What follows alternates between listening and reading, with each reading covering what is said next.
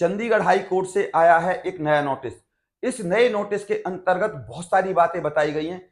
मैं आपको संपूर्ण जानकारी दूंगा और यह भी बताऊंगा कि आप लोग किस तरीके से इस कोर्ट केस से बच सकते हो। दूसरा, आप लोग इस भर्ती में सिलेक्शन कैसे ले सकते हो और जो आपके द्वारा डॉक्यूमेंट्स अपलोड करने के दौरान गलती की गई है उनको आप कैसे ठीक कर सकते हो। बस आप बिल्कुल मेरे साथ संपूर्ण जानकारी लीजिए। मैं आपको यह भी बता दूंगा कि इस भर्ती में आपका सिलेक्शन कैसे होगा। सारी जानकारी लेकर आया हूं मैं आज, और साथ ही साथ आपको दिखाऊंगा वो बुक्स जिनके द्वारा आप अपना सिलेक्शन ले सकते हो। नमस्कार, मैं गौरव शर्मा और आप लोग देख रहे हो एडवाइज एंड एजुकेशन। तो चलिए चलते हैं जानकारी तरफ। उससे पहले आप चैनल को जरूर सब्सक्राइब कर लीजिए जिससे आपके पास सरकारी नौकरी और सरकारी योजनाओं की अपडेट प्रॉपर तरीके से आ सके। और आपसे एक निवेदन करूंगा कि एक लाइक जरूर करें, क्योंकि मैं आप लोगों के लिए इतनी मेहनत कर रहा हूं तो एक लाइक तो मेरा बनता है। तो अब आपको बता दूं, जैसा कि अब आप लोग देख सकते हो documents, photo, sign, date of birth और कोर्ट केस और बुक्स। इनसे अलग अब मैं आपको बता दूं जो आपको डेट्स मिली हैं वो मिली हैं आपको 24/9/2024 सुबह 9 बजे से, 24 तारीख के सुबह 9 बजे से लेकर 26/9/2024, और ये भी सुबह 9 बजे तक का टाइम है आपके पास। किसी अच्छे सीएससी सेंटर या कंप्यूटर वाले के पास जाइए और जो भी आपने डॉक्यूमेंट्स अपलोड करने के दौरान गड़बड़ की है उनको ठीक कर लीजिए। सबसे पहले बात करते हैं आपकी डॉक्यूमेंट्स की। इन डॉक्यूमेंट्स में आते हैं आपके आधार कार्ड, 10th की मार्कशीट, 8th की मार्कशीट और 12th की मार्कशीट। पहले इस डॉक्यूमेंट्स की बात को समझिए तरीके से। इसमें मांगी गई है आपकी 8th क्लास। अगर आपके पास 12वीं है ये तो बाद की बात है, एक्चुअली में वास्तविकता में जो ये भर्ती है वो 8th क्लास की है। आप इस बात को ऐसे समझो। तो 8th की आपके पास अगर मार्कशीट नहीं है तो आप 10th की लगा दो, लेकिन जब आपके पास 10th है तो आप 12th क्यों लगाओ? बिल्कुल मत लगाना। कोई आपको 12वीं अपलोड करने के बाद कोई भी बेनिफिट नहीं मिलेगा, तो क्या फायदा। अब बात करते हैं फोटो की। फोटो के पीछे आपका जो बैकग्राउंड है, सिंपल सी बात बता दूं, व्हाइट होना चाहिए, सिर्फ व्हाइट। और इसके बाद बात करते हैं सिग्नेचर की और डेट ऑफ बर्थ की। जो सिग्नेचर आपने फॉर्म भरने के दौरान किए हैं वही सिग्नेचर आपको जब आप एग्जाम दोगे तब आपको करने हैं। ये सिग्नेचर आपको याद रखने, ध्यान रहे। और ध्यान रहे, ये जो आपकी डेट ऑफ बर्थ है ना, ये डेट ऑफ बर्थ आपकी डॉक्यूमेंट्स में, आपके आधार कार्ड में, आपकी 10th की मार्कशीट में और आपके डोमिसाइल में और आपके कास्ट सर्टिफिकेट में सेम टू सेम होनी चाहिए। अब बात करते हैं कोर्ट केस की। अगर मैं आपसे कोर्ट केस के बारे में बात करूं तो देखो, अगर आपने 10th कर रखी है, 12th कर रखी है तो कोई दिक्कत नहीं है, ITI कर रखी है कोई दिक्कत नहीं है, डिप्लोमा कर रखा है कोई दिक्कत नहीं है। लेकिन आप जब फॉर्म भरें तो उनमें भी आप ITI या डिप्लोमा बिल्कुल ना दिखाएं, कोई जरूरत नहीं है।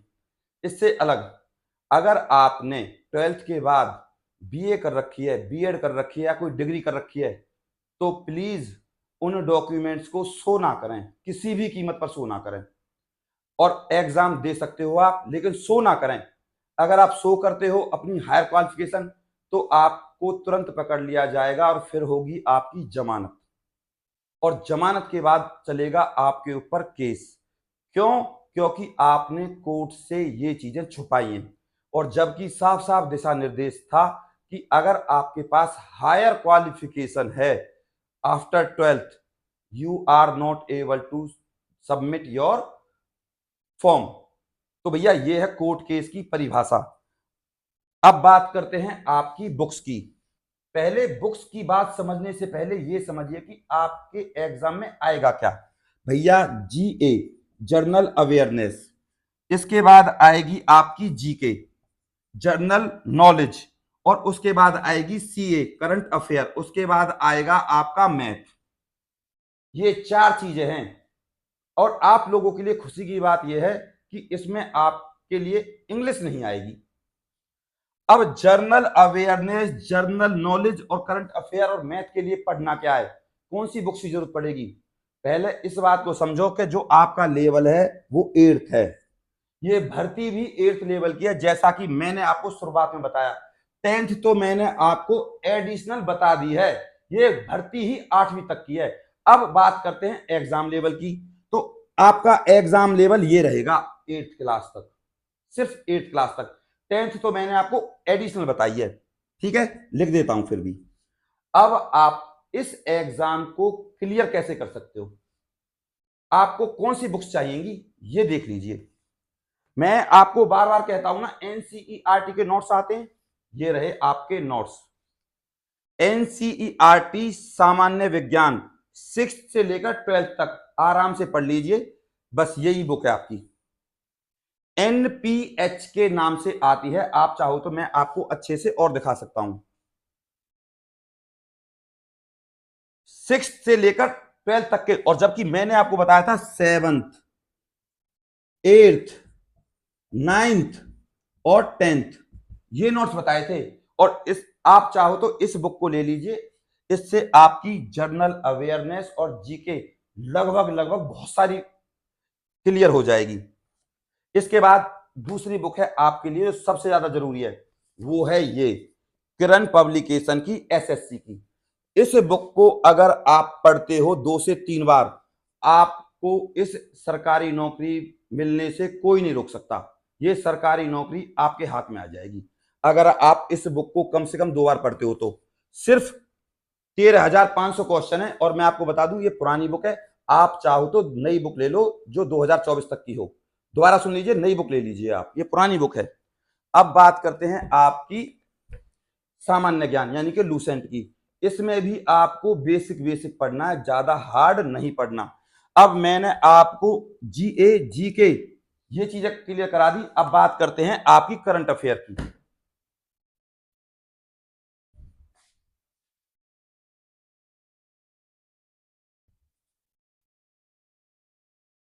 ये है आपकी करंट अफेयर। इस करंट अफेयर का नाम है भैया स्पीडी।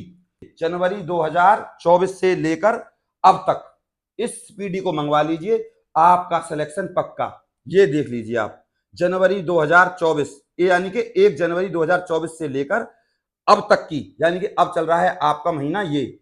और इसमें भी आपको बता दूं क्या क्या पढ़ना है। आपको पढ़ने हैं इसमें इंडेक्स, और आपको डेज कि कौन सा दिन कब है, और भारत के युद्धाभ्यास।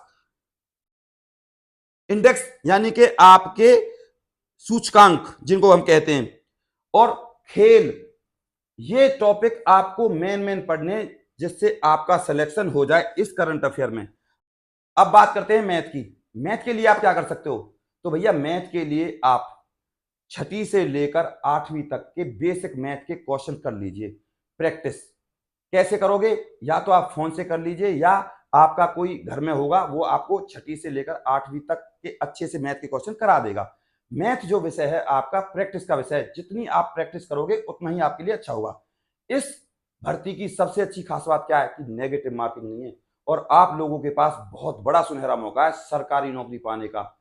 और ये सरकारी नौकरी नहीं है भैया, मलाईदार नौकरी है। मैं आपको बता दूं, सबसे अच्छी नौकरी अगर कोई है तो ये भर्ती की नौकरी है, ये नौकरी है मलाईदार भर्ती।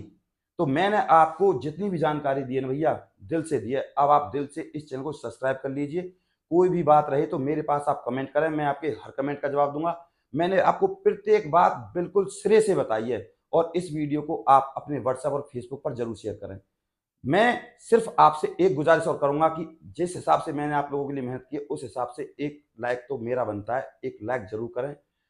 और अब आप इस साइट पर जाइए, और जो भी आपने मिस्टेक्स किए या कोई कमी की है तो इस साइट पर जाकर दोबारा से अपने डॉक्यूमेंट्स अपलोड कर दीजिए, तो आपकी सारी कमी दूर हो जाएंगी।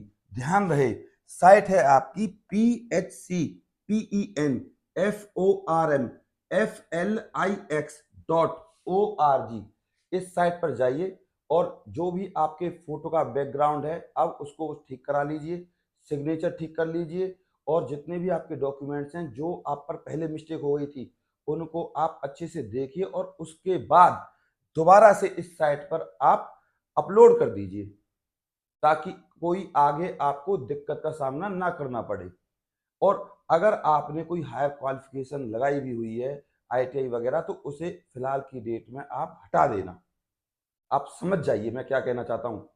तो ये है आपकी साइट से संबंधित जानकारी।